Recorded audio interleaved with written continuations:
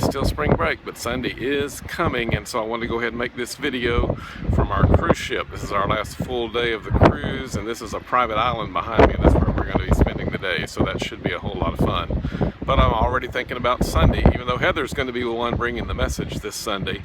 So this will just be a general preview and a reminder that this is a transition Sunday.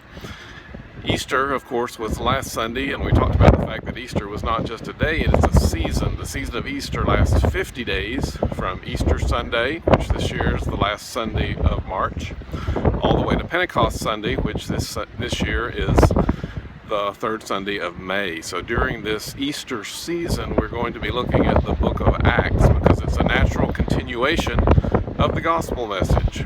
Literally, Acts is a continuation of the book of Luke. Luke wrote it as a 2-volume set, you might say, Luke, then Acts. And for this Sunday, we're going to be looking at chapter 1 of Acts. So if you want to do a little prep reading, read that chapter, and Heather's going to be leading us through that. And the focus of the book of Acts is the power of the Holy Spirit. We really hit that on Pentecost when we look at chapter 2 of Acts, the power being released on the day of Pentecost. But in chapter 1, we have Jesus' instructions to prepare people for Pentecost. And during this whole Easter season, I think the thing I really want you to be thinking about is, where is the Holy Spirit at work in my life and in my church and in the world? It's all three.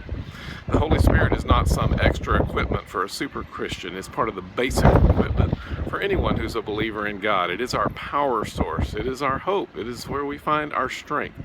And so the Holy Spirit is designed to be your power source.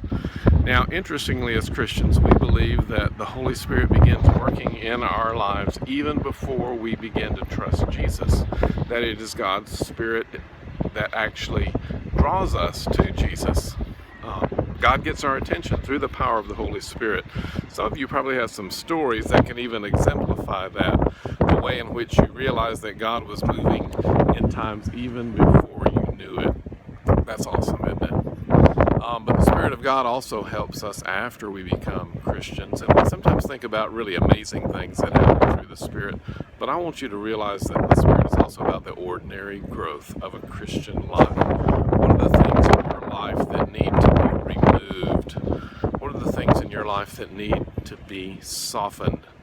What are the things in your life that need to be strengthened? This is the field of work for the Holy Spirit.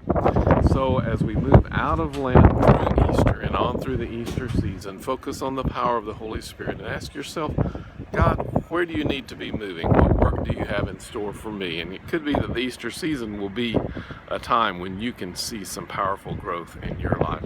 Let's go through this adventure together. See you Sunday.